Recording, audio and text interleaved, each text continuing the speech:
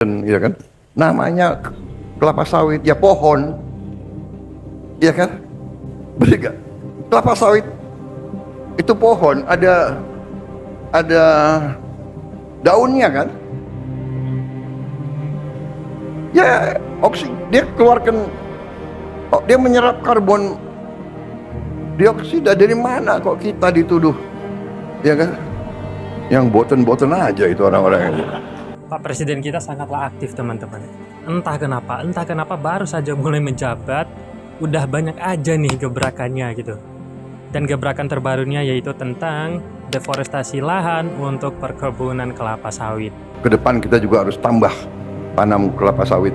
Gak usah takut, apa itu katanya apa, membahayakan, apa itu deforestation, ya kan.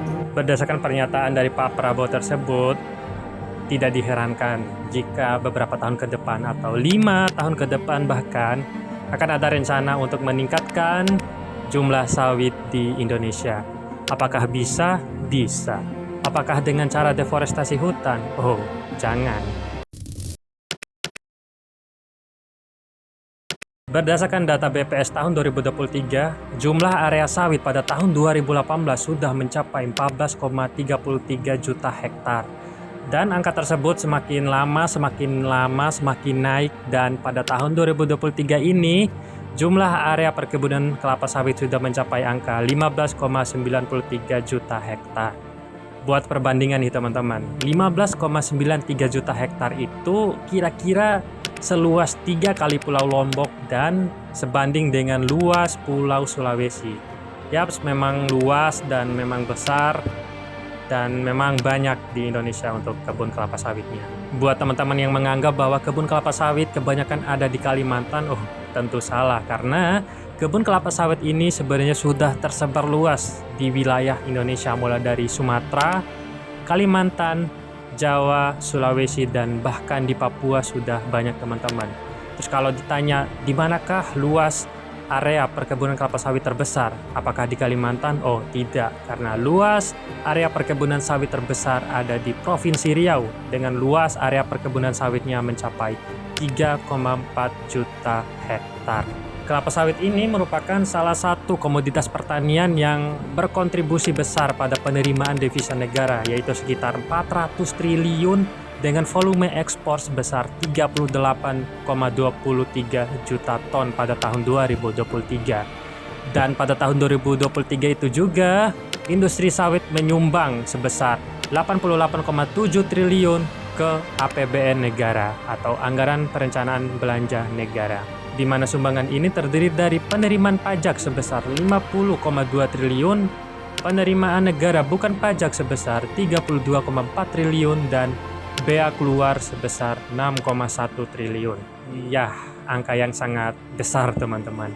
Kementerian Keuangan mencatat kinerja industri sawit nasional berhasil menyumbang senilai 88,7 triliun rupiah untuk anggaran pendapatan belanja negara. Peningkatan pajak atau pajak yang dapat dipungut pada tahun 2023 sebesar 50,2 triliun, PNBP penerimaan negara bukan pajak itu 32,4 triliun, dan bea keluar sebesar 6,1 triliun. Nah, berdasarkan data tersebut teman-teman dapat dilihat bahwa sawit ini merupakan salah satu komoditas unggulan dari negara kita, Indonesia, dan sebenarnya cukup menggiurkan di pasar internasional. Dan di sisi lain juga, industri sawit ini menyumbang angka yang lumayan besar untuk APBN negara. Maka jangan heran Pak Prabowo selaku Presiden menyuruh kita untuk meningkatkan produksi sawit di Indonesia. Tapi yang jadi masalahnya adalah apakah dengan dilakukan deforestasi hutan?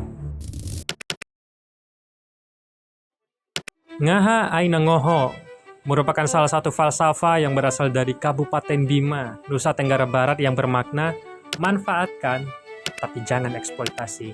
Yang dimana dalam konteks ini kita dapat memanfaatkan segala sumber daya alam yang ada di Indonesia, tapi jangan sampai mengeksploitasinya. Kedepan kita juga harus tambah tanam kelapa sawit. Gak usah takut, apa itu katanya apa, membahayakan, apa itu deforestation, ya kan. Berdasarkan dari pernyataan Pak Prabowo tersebut, cara untuk meningkatkan produksi sawit di Indonesia yaitu dengan cara menambah area perkebunan sawit di Indonesia. Tapi yang jadi masalahnya adalah dari mana lahannya? Ada beberapa cara untuk memperluas perkebunan sawit di Indonesia. Salah satunya yaitu dengan cara deforestasi hutan. Buat yang belum tahu, deforestasi hutan merupakan sebuah kegiatan penebangan, perusakan, atau pengurangan area hutan secara besar-besaran dalam waktu yang sangat cepat. Dan opsi ini menurutku opsi yang kurang tepat. Jika deforestasi hutan ini dilakukan, maka akan mengancam flora dan fauna serta kelestarian alam pada hutan tersebut, di mana alam merupakan salah satu habitat ekosistem dari flora dan fauna serta kelestarian alam di Indonesia. Jika kita merenggut lahan hutan dari mereka, maka flora dan fauna serta kelestarian alam kita akan menghilang. Untuk menambah pendapatan negara, masih banyak cara lain yang bisa dilakukan, tapi untuk mempertahankan flora dan fauna serta kelestarian alam kita, tidak ada cara lain melainkan mempertahankan hutan kita. Maka jangan sampai kita menggadaikan flora dan fauna serta kelestarian alam kita demi kepentingan pemerintah atau pemangku kebijakan yang berkuasa. Di sisi lain teman-teman, deforestasi hutan ini biasanya dilakukan dengan cara membakar lahan hutan secara besar-besaran. Jika hal ini dilakukan dalam jumlah yang sangat besar, maka akan menyumbangkan banyak karbon dioksida di udara dan akan menyebabkan polusi udara jika dilakukan dalam skala yang besar dan berkelanjutan.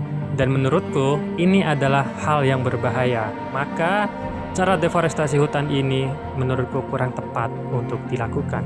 Cara kedua untuk menambah luas area sawit di Indonesia yaitu dengan menggunakan lahan tani masyarakat. Apakah langkah ini sudah tepat? Oh, belum tentu. Karena biasanya hal ini akan menyebabkan konflik sosial antara perusahaan kelapa sawit dan masyarakat setempat. Kenapa hal ini bisa terjadi? Ya, karena perusahaan sawit biasanya akan mengambil paksa lahan tani masyarakat tanpa bertanggung jawab. Dan jika ada masyarakat yang melawan, mereka tidak segan-segan untuk berbuat kekerasan dan bahkan sampai melakukan pelanggaran HAM. Dan ini akan menyebabkan masalah lain yang harus dihadapi. Keributan terjadi saat mobil truk milik perusahaan yang membawa buah kelapa sawit yang membusuk terkejut. Namun sejak tahun 2014, lahan tersebut tak lagi bisa mereka olah. Bentrok dua kelompok masyarakat pecah saat masyarakat desa Terantang yang menduduki lahan sawit diusir paksa sekelompok orang bersenjata tajam. Walaupun sebenarnya sudah ada standar atau sertifikasi yang mengatur hal ini, yaitu Indonesian Sustainable Palm Oil, yang berfokus pada legalitas lahan sawit yang digunakan perusahaan sawit. Tapi sebenarnya aturan ini belum cukup teman-teman, karena masih banyak perusahaan sawit tidak melakukan atau tidak mengindahkan sertifikasi ini, di mana banyak dari perusahaan sawit mengambil lahan tani masyarakat secara paksa tanpa bertanggung jawab. Dan jika ini dibiarkan terus-menerus dilakukan dalam waktu yang lama, maka akan mengakibatkan konflik sosial yang berkepanjangan dan biasanya diakhiri dengan pelanggaran HAM. Teman-teman, harus kita ketahui bahwa di Indonesia, 3 provinsi dengan luas area sawit terbesar ada di Provinsi Riau, Provinsi Kalimantan Tengah, dan Provinsi Kalimantan Barat. Sedangkan provinsi dengan tingkat produktivitas sawit tertinggi ada di Provinsi Papua, Kalimantan Tengah, Maluku Utara, Sumatera Utara, dan Bangka Belitung. Sayangnya Provinsi Riau dan Provinsi Kalimantan Barat tidak masuk ke dalam top 5 provinsi dengan tingkat produktivitas sawit tertinggi. Hal ini disayangkan karena kedua provinsi tersebut mempunyai luas area lahan sawit yang sangat luas, tapi tingkat produktivitasnya sangatlah rendah. Dan disinilah letak permasalahan sebenarnya. Maka berdasarkan permasalahan ini, maka solusi yang bisa diambil yaitu dengan meningkatkan tingkat produktivitas sawit di tiap provinsi yang ada di Indonesia.